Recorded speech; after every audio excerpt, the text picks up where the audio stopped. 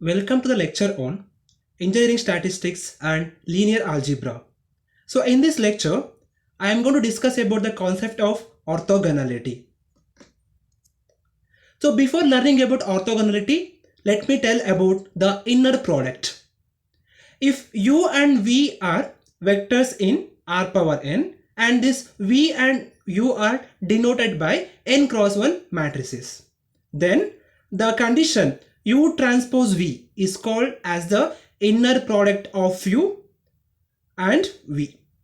Or we can represent this U transpose V as U dot V. So the inner product is also referred as a dot product for the given vectors. Suppose if I take a U is equal to in terms of n cross 1 matrix like U1, U2, etc. Un, and V is equal to V1, V2, etc. Vn. So now I am going to find the inner product of this U and V. So I can make like U transpose V is equal to taking U transpose vector like this U1, V2, etc. Un, and V vectors like V1, V2, etc. Vn. If I multiply each row with a column, I'll be getting U1 V1 plus U2 V2 plus etc. Un Vn. So this concept is called the inner product of two vectors U and V. So one example we will see related to the inner product space. So compute U dot V and V dot U for the given vector U is equal to 2 minus 5 minus 1 and V is equal to 3 2 minus 3. So I want to estimate U dot V. So as you know that U dot V is nothing but U transpose into V. It is given by 2 minus 5 minus 1, 3 2 minus 3. On multiplying these two matrices, I will be getting 2 into 3 minus 5 into 2 minus 1 into minus 3. It will be equal to minus 1. Similarly, V dot U is given by V transpose U. It will be given by 3 2 minus 3, 2 minus 5 minus 1. If I multiply this, I will be getting 3 into 2, 2 into minus 5, minus 3 into minus 1. It will be equal to minus 1. So next one is length of the vector. The length of the vector is defined by the length, or we can call it as a norm also. The norm of V is a non-negative scalar. It is denoted by norm of V and it is defined by norm V is equal to square root of V dot V, and we know that V dot V is given by V1 square plus V2 square plus V3 square plus etc Vn square. Since both are same vectors, I'll be getting square and sum of the vectors here. Or we can denote norm V square also V dot V. Example, let V is equal to 1 minus 2 2 0. Find the unit vector U in the same direction as V. So from the given vector V, we have to estimate the U vector. So first one, we have to compute the norm of V. That is length of V we have to compute here. So to compute this one, I am taking norm V whole square is equal to V dot V. It will be equal to 1 square plus minus 2 whole square plus 2 square plus 0 square. On simplifying this, I'll be getting the answer 9. So actually I want the value of norm V. Norm is given by square root of 9. It will be 3. So then now to find the U vector, so I'll be taking the equation V divided by norm of V. So I'll be getting the vector U is equal to 1 by 3 into 1 minus 2 2 0. It will be equal to what? 1 by 3 minus 2 by 3 2 by 3 0 3. So now for the cross verification, I'll be making norm of U. So after making norm of U, the value must be equal to 1. I should get it. So if I do norm of U square, that is U dot U, if I make it means I'll be getting 1 by 3 whole square plus minus 2 by 3 whole square plus 2 by 3 whole square plus 0 square I'm getting. It will be equal to 1. So hence we can say the given vector, the obtained vector U is an unit vector with respect to the given vector V here. Next is distance between U and V.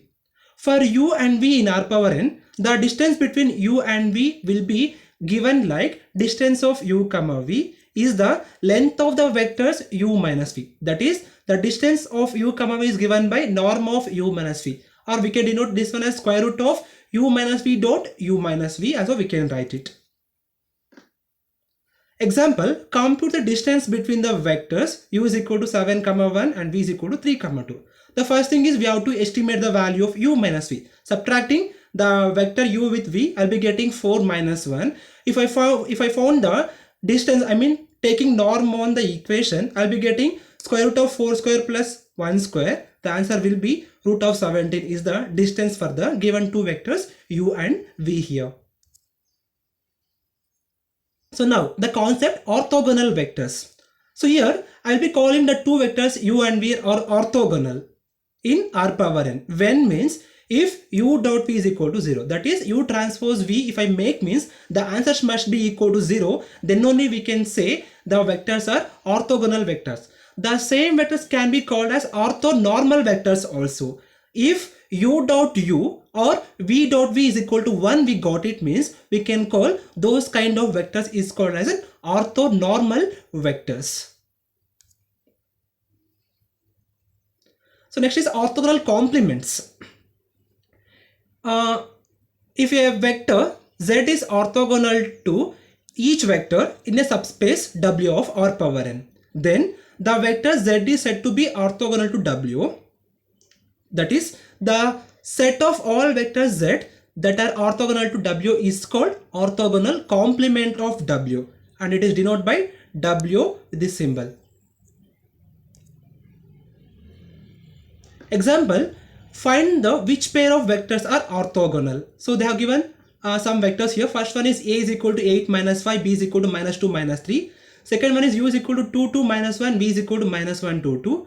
Next one is y is equal to 3 2 minus 5 0, z is equal to minus 4 1 minus 2 6. We have to verify that out of these three vectors which pair is an orthogonal vector. So first one, a dot b, I'm going to make, that is a transpose into b. If I make this one, I'm getting 8 minus 5 minus 2 minus 3. If I multiply, I'm getting minus 16 plus 15. It is equal to minus 1. It is not equal to 0. Hence, it is not an orthogonal vector. Next one is u dot v. U transpose v I'm making 2 2 minus 1 minus 1 2 2. So I'll be getting minus 2 plus 4 minus 8. I'm getting it as 0 here. So once if it is 0, I can say this u and v are orthogonal vectors here.